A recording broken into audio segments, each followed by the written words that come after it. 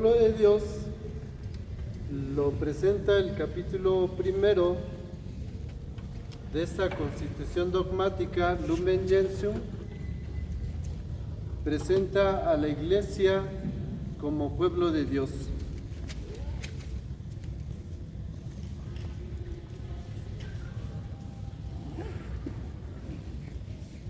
Y dice que el pueblo de Dios sirve para sintetizar los aspectos más relevantes de la vida de Israel. Estamos en la página número 65, en el segundo párrafo.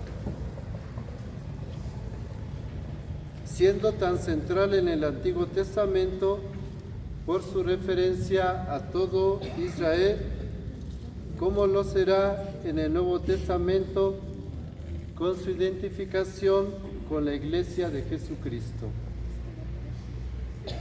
Entonces, en el Primer Testamento se habla del el pueblo de Dios, el pueblo de Israel. En el Nuevo Testamento o en el Segundo Testamento, la Iglesia como nuevo pueblo de Dios.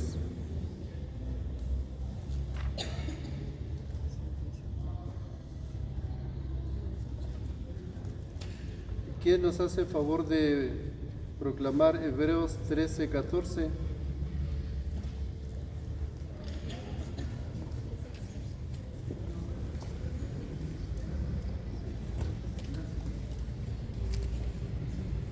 ¿Alguien lo tiene?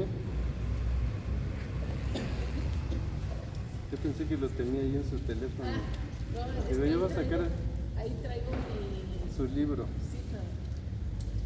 Sí. Yo sí tengo mi Biblia en mi teléfono. ¿Sí? Sí. Ya sé. Sí, y más rápido. Ya le doy, mandé.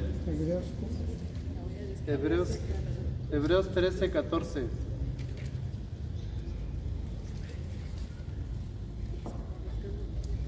Dice la Lumen Gentium que el pueblo de Israel, según la carne,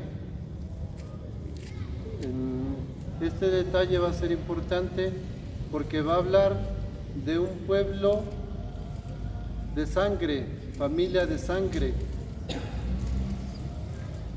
y que cada uno de nosotros pues vamos a pertenecer a esta familia de Dios. No somos no como pueblos extraños, sino como familia. El pueblo de Israel, según la carne, que marchaba por el desierto, se llamaba ya Iglesia de Dios. Y hablamos de dos términos. ¿Se acuerdan cuáles son los términos para designar pueblo? Am y Goy. Am, Yahvé, es el pueblo de Dios, y Goyim son los pueblos extranjeros. ¿Nosotros qué somos? Am, Yahvé o Goyim.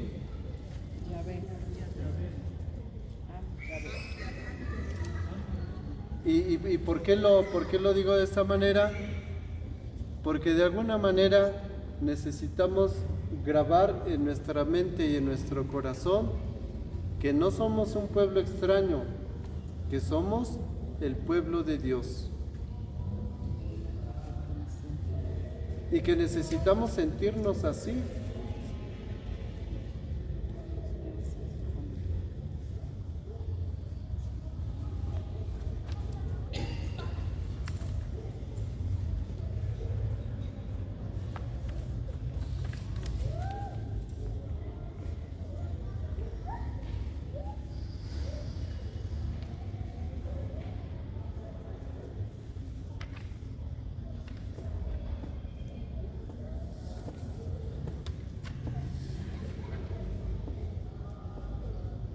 En el Nuevo Testamento, ya tienen la cita para que Lulú, Pues no tenemos aquí ciudad permanente, sino que buscamos la futura. Palabra de Dios. Los títulos de Israel son aplicados a la iglesia, pueblo de su propiedad, rebaño, esposa del Señor, raza escogida, nación santa y pueblo adquirido por Dios. Primera de Pedro 2, 4, 10.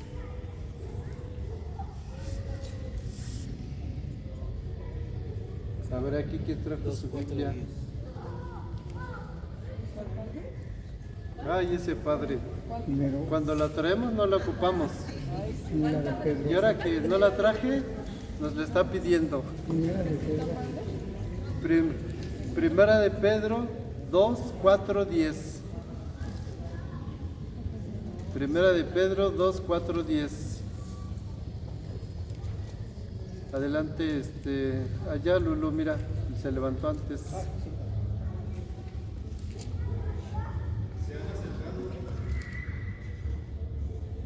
Que es la piedra viva rechazada por los hombres, y que sin embargo es preciosa para Dios, que la escogió. También ustedes, como piedras vivas, se han edificado y pasan a ser un templo espiritual, una comunidad santa de sacerdotes que ofrecen sacrificios espirituales agradables a Dios por medio de Cristo Jesús. Dice la Escritura: yo voy a colocar en Sion una piedra angular, escogida y preciosa, quien se afirme en ella no quedará defraudado. Ustedes pues, que creen, recibirán honor. En cambio, para aquellos que no creen, Él es la piedra rechazada por los constructores, que se ha convertido en la piedra angular, piedra en la que la gente tropieza y roca que hace caer. Cuando se niega a creer en la palabra, están tropezando con aquello en lo que debían afirmarse, pero ustedes son una raza elegida, un reino de sacerdotes, una nación consagrada, un pueblo que Dios hizo suyo para proclamar sus maravillas, pues Él los ha llamado de las tinieblas a su luz admirable. Palabra de Dios. Faltó los que antes no eran pueblo, ahora son pueblo de Dios. Los que antes eran no compadecidos, ahora son objeto de compasión. Bueno, es lo que nos dice ya en el Segundo Testamento. Ustedes son un linaje escogido, sacerdocio real, nación santa, pueblo adquirido por Dios. Pues como ya 70 ahí, no, ya se pasó.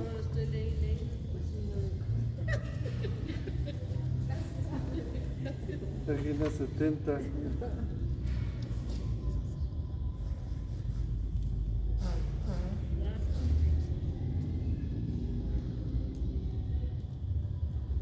Sí, bueno, pues en el origen como pueblo de Dios en el Antiguo Testamento y ya en el Nuevo Testamento nos habla ahí en Primera de Pedro que hemos escuchado, ya como pueblo de Dios.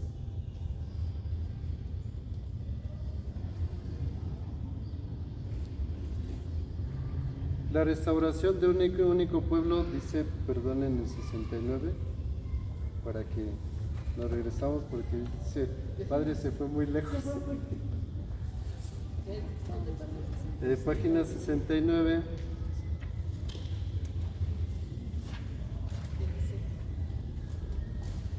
La restauración del único pueblo de Dios es un concepto central que manifiesta como la misión de Jesús en continuidad con el Antiguo Testamento era la de reunir el nuevo pueblo de Dios, tal como recuerda la dramática lamentación del mismo Jesús.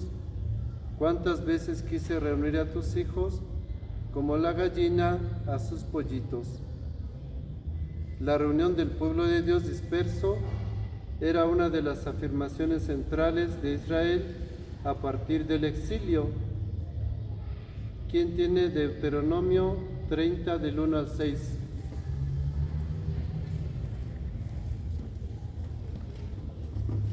Deuteronomio 30 del 1 al 6.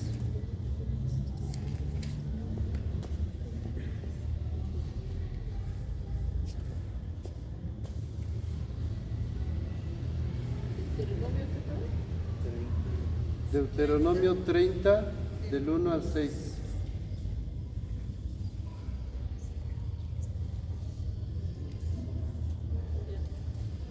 Gloria a Dios.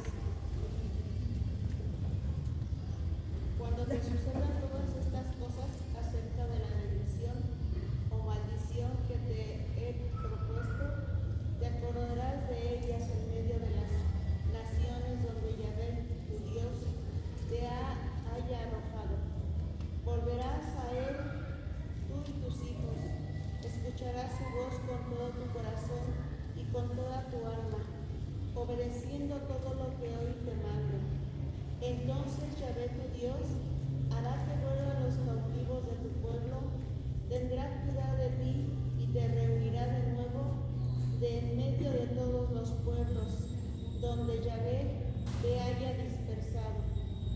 Aunque tus desterrados estén en el otro extremo de la tierra, de ahí te sacará Yahvé y te llevará de nuevo a la tierra que era de tus padres, para que también sea tuya. Te hará feliz y te multiplicará más que a tus padres. Palabra de Dios.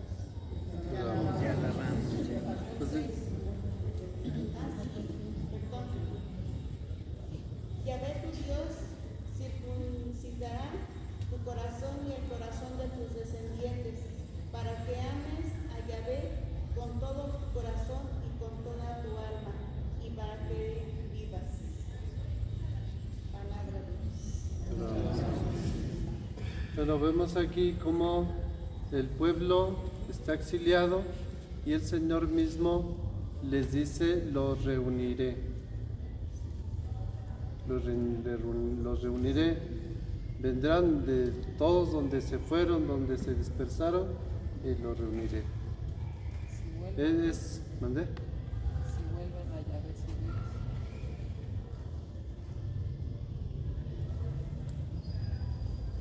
¿Estamos bien hasta aquí? Ya son algunos pasajes, ustedes ya pueden ver más ahí otros textos que aparecen en las hojitas o en los cuadernillos, donde hablan de esa presencia en el Primer Testamento, ya del pueblo de Dios, de cómo se designaba al pueblo de Israel como pueblo de Dios.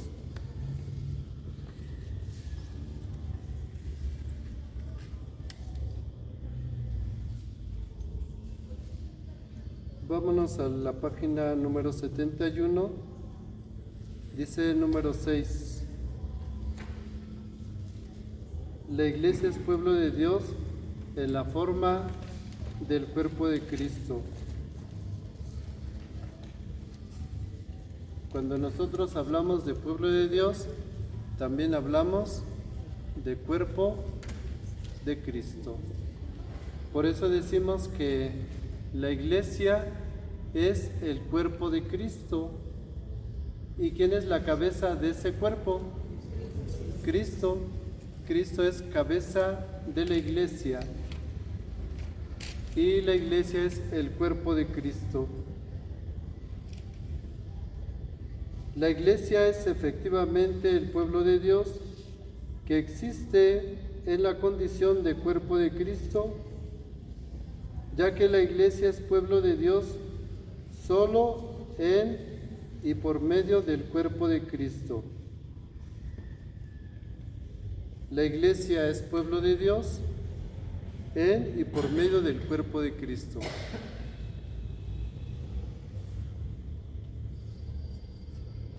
O sea, en Cristo nosotros somos pueblo de Dios.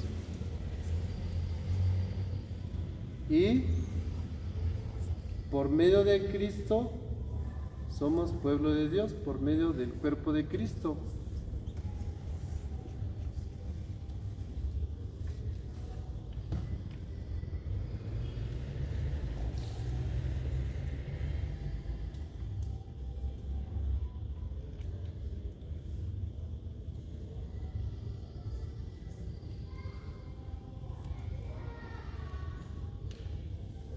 Vámonos al capítulo 2.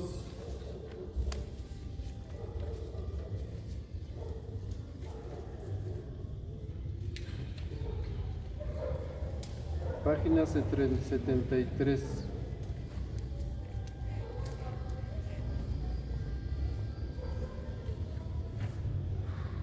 La iglesia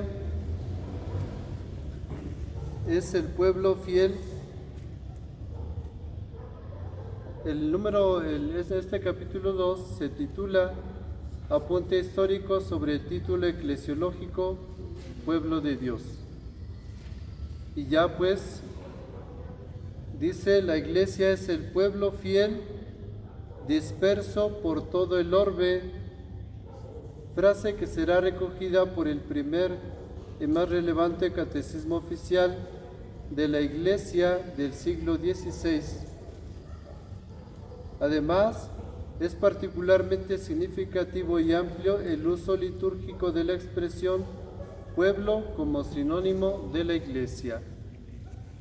Pues todo lo va repitiendo si se dan cuenta, pero lo va mostrando de un lado, de un aspecto, de su origen, en el Primer Testamento, Segundo Testamento, por qué se le llama pueblo de Dios, ya en la actualidad.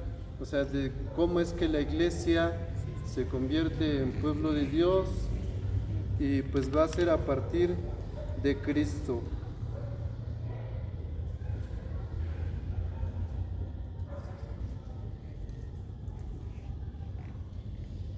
La iglesia, página 74, es el pueblo de Dios desde los inicios hasta hoy.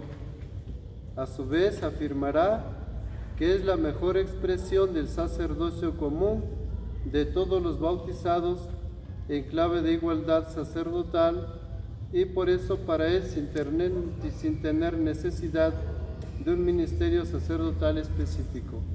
Cuando hablamos del pueblo de Dios, dijimos de todos los bautizados. Y aquí dice es la mejor forma o la mejor expresión para hablar del sacerdocio común de todos los bautizados.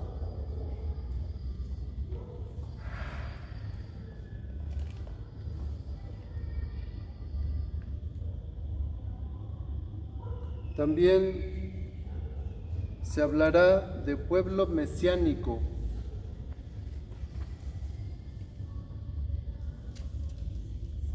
En el Lumen Gentium número 9. Recordando pues, se abrevia LG9. Ya ustedes cuando tienen ahí un ratito que no puedan dormir, dicen, ay, es que tengo insomnio, no puedo dormir. Siempre. Yo voy a tomar mi Concilio Vaticano y voy a comenzar a leer. Hay muchos que empiezan a leer y luego ya les dio sueño. Y dicen, no podía dormir y apenas empecé a leer y ya me dio sueño. ya me dormí.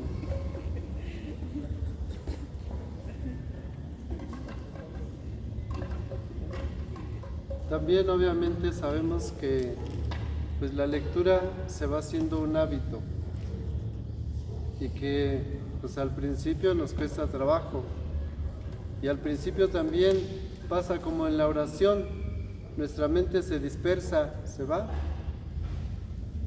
y caray, ¿qué estaba yo leyendo?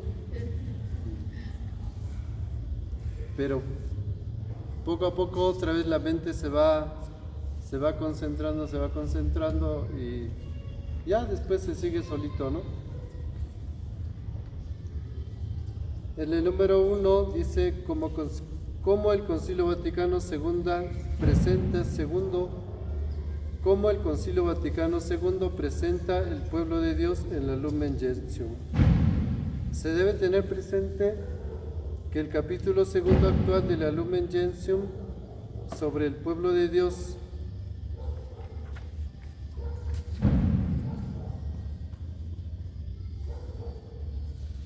y va a hablar un poquito acerca de la jerarquía de la Iglesia, que finalmente también estará tomada o colocada en el capítulo 3. El tema pueblo de Dios debería producir un impacto sobre todo el resto, sobre la idea de la Iglesia como sacramento de salvación, sobre la teología de la misión, sobre el aspecto de los ministerios jerárquicos. Fíjense, estamos en la página 75, al final del primer párrafo. Pueblo de Dios, la Iglesia como sacramento de salvación. Ustedes lo van a ver casi en el último, casi al final del capítulo 2 de este cuadernillo. Nos va a hablar un poco acerca de la salvación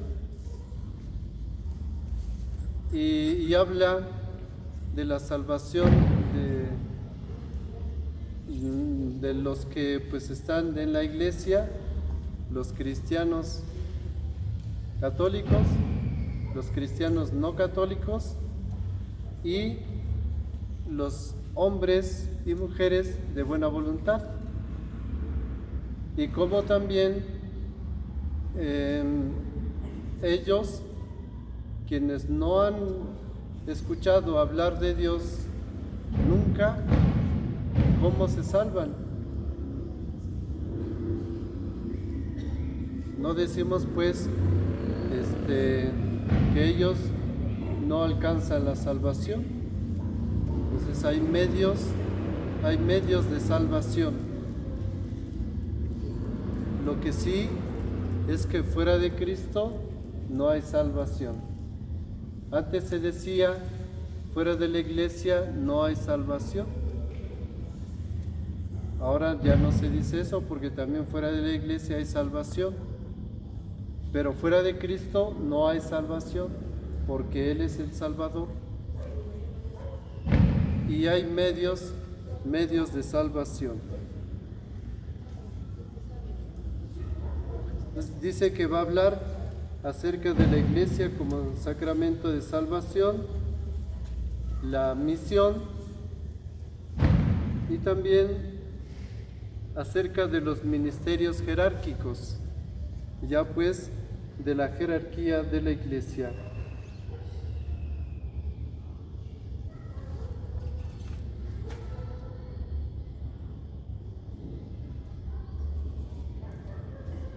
En el número 76 arriba nos va a hablar de otros términos para designar el pueblo de Dios. Es el pueblo cristiano, el pueblo nuevo y el pueblo fiel.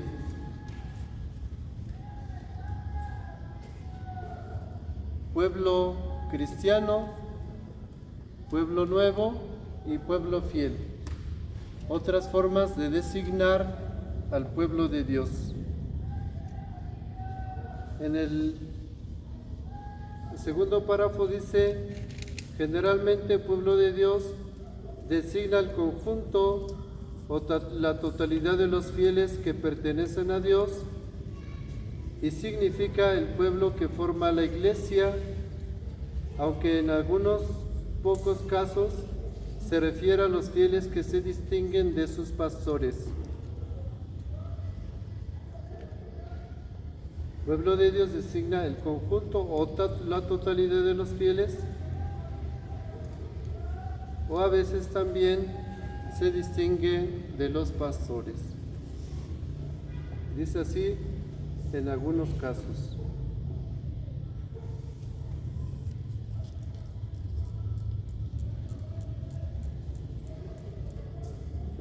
El sentido de este capítulo radica en que indica quién es esta iglesia sacramento.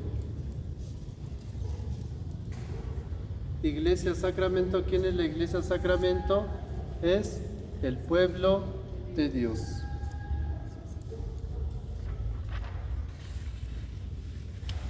En el número 77, en el tercer renglón, dice: en definitiva, la imagen pueblo de Dios sirve para superar la dualidad entre clero y laicado.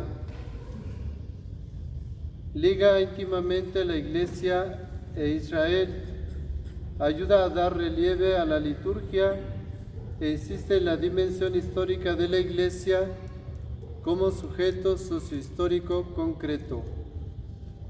La Iglesia, pues, es sujeto sociohistórico concreto. Es cuando hablamos de la imagen del pueblo de Dios.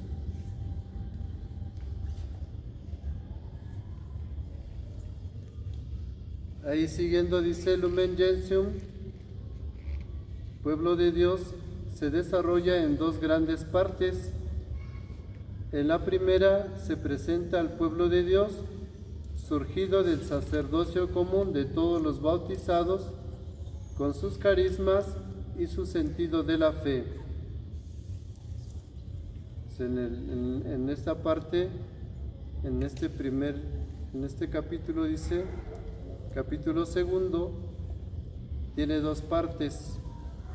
La primera, el pueblo de Dios, surgido del sacerdocio común de todos los bautizados. Y la segunda parte se presentan correlativamente los diversos modos de permanencia al pueblo de Dios. Pueblo, los católicos, los cristianos no católicos y todos los hombres de buena voluntad. Bueno, entonces cuando hablamos de pueblo de Dios, a lo mejor para no perdernos, pueblo de Dios, cuando hablamos de pueblo de Dios, ¿a quiénes nos referimos? Bautizados, católicos, a los cristianos no católicos, y todos los hombres de buena voluntad. ¿Quiénes son los hombres de buena voluntad? Los que dijimos que no han conocido a Cristo, nunca se les ha hablado de Dios, y que Dios tiene sus medios de salvación para todas estas personas.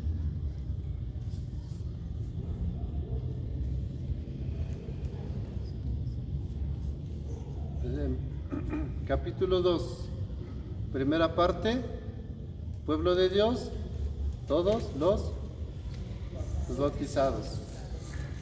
Segundo capítulo, pueblo de Dios, integrado por cristianos católicos, cristianos no católicos y hombres de buena voluntad.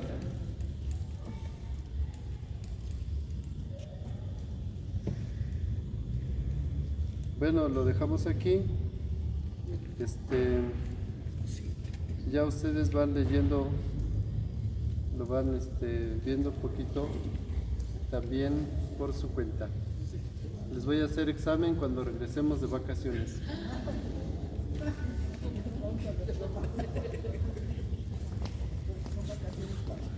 No lo hubiera dicho, no van a venir. ¿No van a venir? Pero si les echo examen cada vez que nos vemos, porque siempre les pregunto, ¿y de qué trató? ¿Y qué dijimos de esto? ¿Y quiénes eran esto? Pues a veces se refresca un poquito la memoria.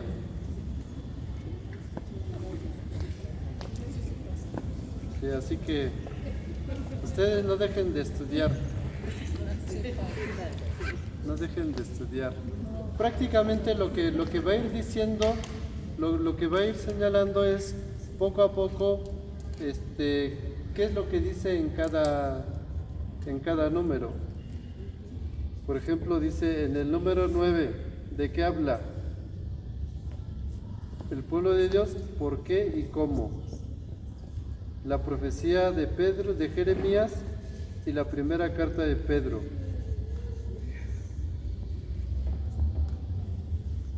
Luego, vean, en el número 10 representa el primer documento conciliar, se pronuncia explícitamente sobre el sacerdocio común de los bautizados y lo relaciona con el sacerdocio ministerial de los pastores. Pero nosotros queremos saber del sacerdocio común y del sacerdocio de los pastores, pues nos vamos a Lumen Gentium número 10. Luego, el número 11 dice, ¿dónde? Bueno, se salta el 11. Está iglesia doméstica. El número 11 va a hablar de iglesia doméstica. ¿Quién es la iglesia doméstica? La familia. A mí me gustó mucho ese término que dice ahí, estamos en la página 81, en el segundo párrafo, dice Lumen Gentium número 11, santuario doméstico de la iglesia.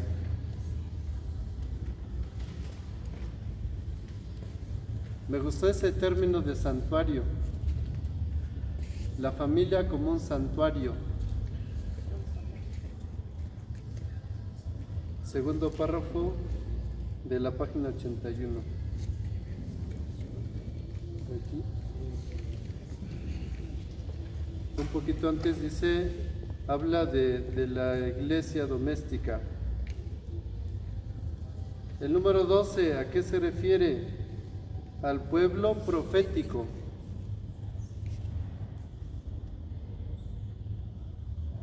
Y va a hablar un poquito de la infalibilidad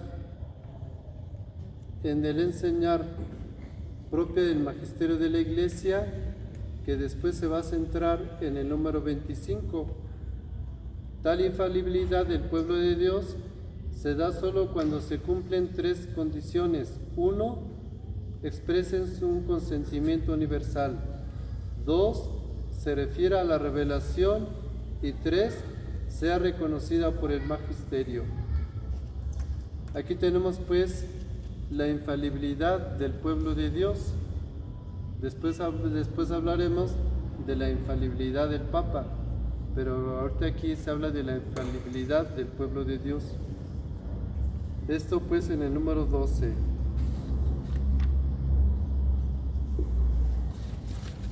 Luego en el número 13. ¿Dónde? No, luego el número 13, página 84.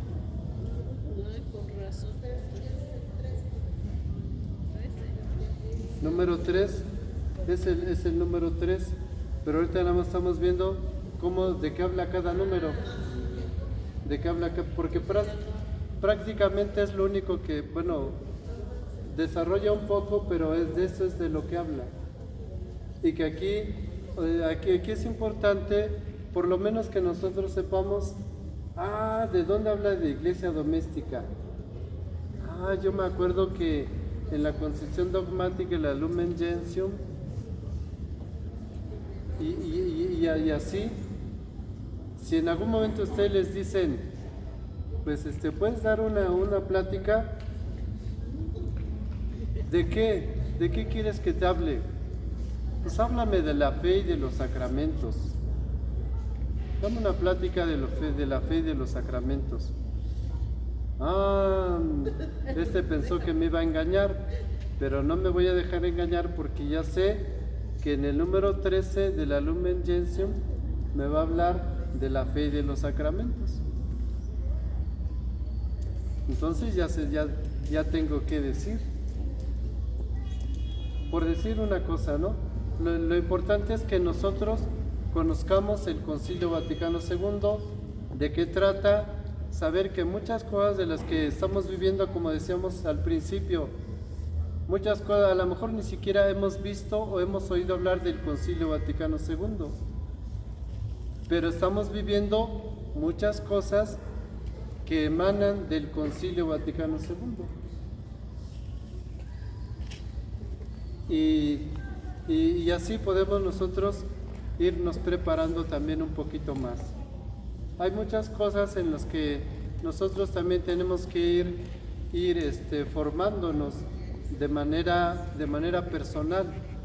Hay cosas que nos van a dar en nuestra formación cuando vayamos a las pláticas, pero cuando nosotros estamos convencidos del conocer nuestra fe, pues ya tenemos mucho elemento de dónde echar mano.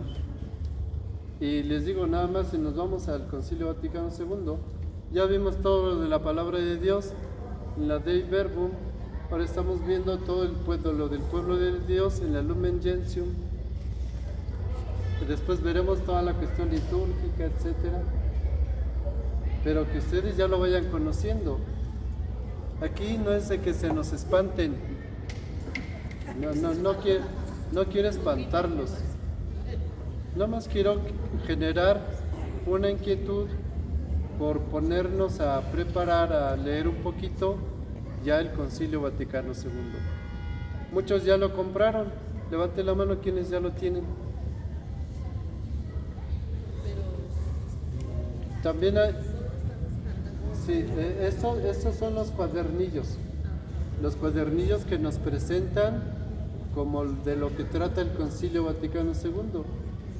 Pero ya ¿quién nos dice de qué trata? Ya nosotros podemos ir al concilio y ver efectivamente ya cómo lo va desarrollando, qué va diciendo, ya se va extendiendo más sobre el tema. Bueno, pues muchas gracias. Quiero desearles antes de pasar al siguiente momento, pues desearles que Jesucristo, a quien hemos ido conociendo un poquito a través de los encuentros que hemos tenido de formación, que han sido como muy rápidos y breves y a veces ni siquiera les doy tiempo de escribir algo, pero pues a veces, como dicen, pues lo que vamos escuchando un poquito, ¿no? Lo que vamos escuchando un poquito y se nos va quedando. Y ya finalmente pues tienen ustedes ahí el material, lo pueden leer, lo pueden estudiar ahí, se lo pueden memorizar, como quieran.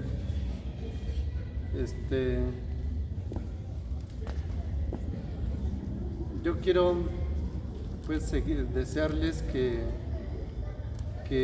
esto que estamos viviendo nos ayude a conocer y amar más a Jesús, y que también nos ayude a preparar nuestro corazón para su nacimiento en esta Navidad.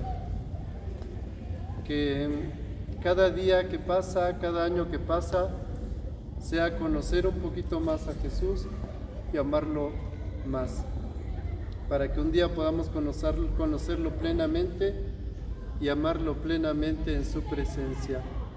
Que el hecho mismo de ir conociendo un poquito de su palabra y de lo que va haciendo, de lo que fue haciendo, si nos damos cuenta, hablamos de la Dei Verbum de la palabra de Dios, pero como también ahora en la Lumen Gentium, pues también hace mucha referencia a la palabra de Dios, y tiene su fuente ahí. Pues que eso nos ayuda a conocer y amar más a Dios. Y como pues yo les digo, que eso nos ayuda a ser un poquito más humanos, un poquito más fraternos, un poquito más cristianos, un poquito más santos, un poquito, que vayamos hacia adelante, no hacia atrás.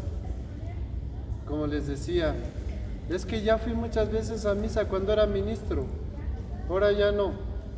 No, pues que eso que viviste se te haya quedado para ser más acercarte más a Dios, amar más a Dios. Que a lo mejor, sí, ya no tengo mi ministerio, ya no soy ministro, pero yo amo la Eucaristía y sigo yendo a misa todos los días. Y sigo yendo a misa todos los días, no porque tenga que brindar un servicio, sino porque amo a Cristo, porque amo la Eucaristía, porque quiero estar con Dios, porque mi corazón se alegra, se regocija, se llena de gozo cuando se encuentra con Dios. Y porque es un bálsamo cuando estoy triste o estoy enfermo, o porque, como dijimos, porque en Él encuentro mi consuelo, porque es mi alimento y no quiero quedarme sin ese alimento que es la Eucaristía, que es su palabra. Ya no soy ministro, ya no tengo servicio, no tengo que esa obligación, pero lo hago porque estoy convencido, porque quiero y porque amo a Dios. Y un saludo para sus párrocos, una felicitación para ellos en esta Navidad, para ustedes y para sus familias. Gracias. Gracias. Sí, somos 8 hermanos.